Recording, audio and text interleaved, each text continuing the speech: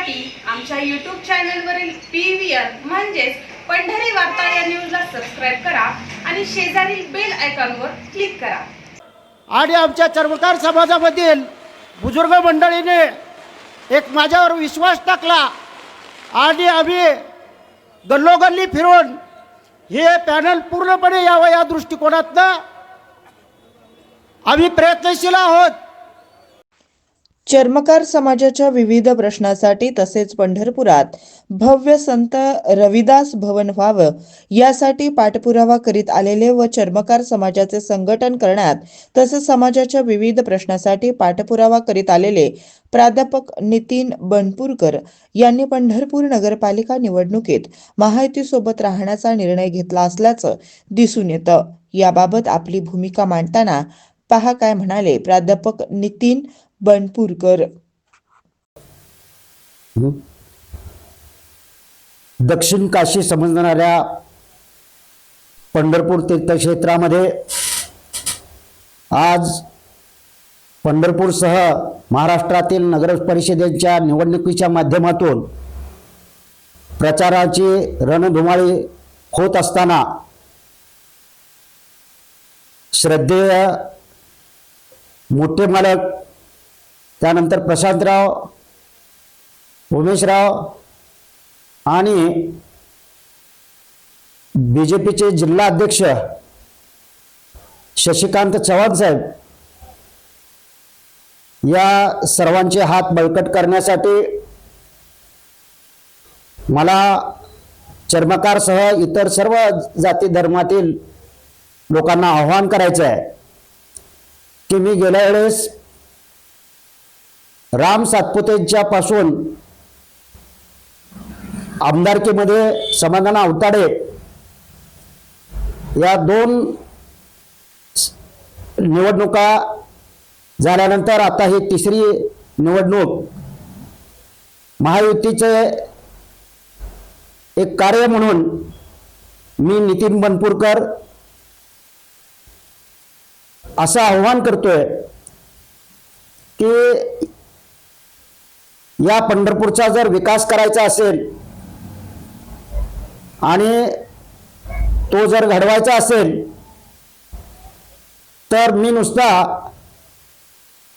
त्यांचा प्रचारक नाही तर मी एक पहिल्यांदा समाजाचा बहुजन समाजाचा एक कार्यकर्ता आहे।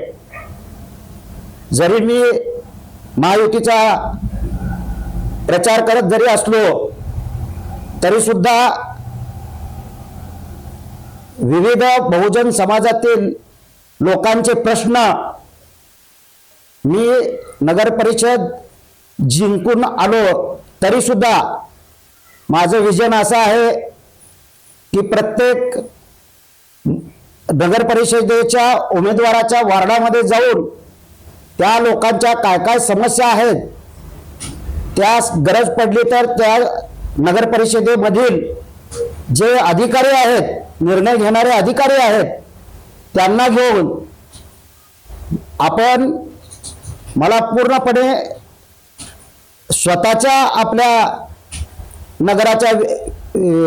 नगराच्या विकासासाठी मी जनतेला पण सामावून घेणार आहे। म्हणून एक वेगळ्या पद्धतीनं आपल्याला हे 1 दिवसापुरतं किंवा प्रचार संपला की संपलं असं न होता मी निवडणूक झाल्यानंतर सुद्धा सतत जनतेचा मी साठी कार्य करीन। त्याचबरोबर चर्मकार समाजाच्या काही मागण्या तसेच आमच्या समाजाचे नेते बाबूराव माने धारावीचे धारावीचे माजी आमदार त्यांचं आणि उमेश मालकांचं बोलणं झालेलं आहे की जे छोटे छोटे लोकसमुदाय आहेत त्या समुदायातील लोकांना कॉप्टमधून घ्यायचं असा आमच्या नेत्याकडे निरोप आलेला आहे। त्यामुळे कदाचित मी कॉप्ट म्हणून सभागृहात पण असेल आणि गल्ली बोळात पण असेल। म्हणून जास्त न बोलता, कारण 2011च्या निवडणुकीमध्ये भारत नानाने जाहीर सभेमध्ये माझं नाव घेतलेलं होतं की तुम्ही एक लढवय्या आहात, तुम्ही एक क्रांतिकारक आहात, म्हणून तुम्ही काम करायला लागलात तर आपली सत्ता बसेल. आणि सुदैवानं तसंच घडलं आणि सत्ता मिळाली. परंतु त्या सत्तेचा वापर आणि आमच्या मागण्या याच्यामध्ये तरी खूप उलट केलं. 2005 पासून शिवाजी चौक ते अर्बन बँक या रोडला गुरु रविदास नाव देण्याची मागणी असून सुद्धा त्यांनी 56 लाईनच्या इथं ठराव करून नाव दिलं गेलं. आणि त्यामुळं परशुराम युवा मंच, पेशवा युवा मंच, स्वाभिमानी शेतकरी संघटना आणि स्थानिक लोकांच्या तक्रारी झाल्या. आणि त्या ठिकाणी मी त्यांना समजावूनही सांगितलेलं होतं, माझी तर तिथं मागणी नाही आहे आणि टिळक स्मारक रोड असं त्याचा नामोल्लेख आहे, तर तो तशा पद्धतीने करू नये अशा पद्धतीचा त्यांना समजावून सांगून सुद्धा त्यांनी तो ठराव तशा पद्धतीने केला गेला आणि आम्हाला काही न्याय मिळालेला नाही.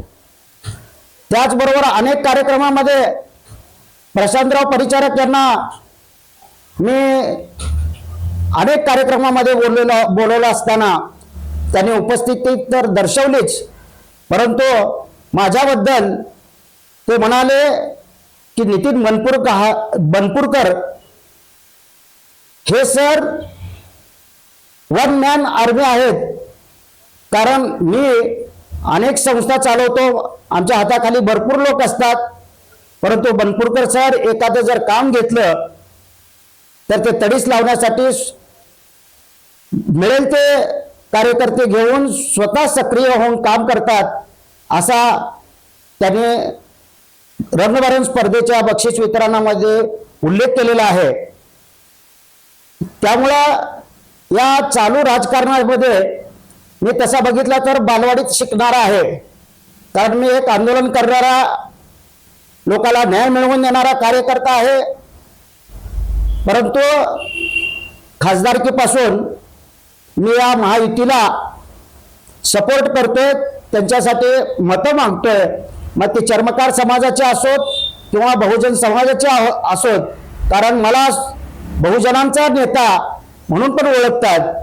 आणि या गोष्टीची दखल घेऊन एकाने मला क्रांतिकारक म्हणून भारत बालकेंनी हे केलं आणि प्रशांतरावांनी वन मॅन आर्मी आहे. परंतु आता मला सगळ्या समाजाला घेऊन जात असताना चर्मकार समाजासह इतर लोकांचीही कामं करण्यासाठी माझा राजकीय प्रवासामधील ही एंट्री म्हणजे एक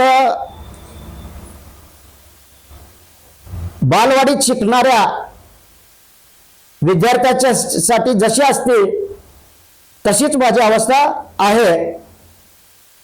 आणि यामुळे मी एकच आता सर्वांना या पंढरी वार्ता न्यूज यांच्या माध्यमातून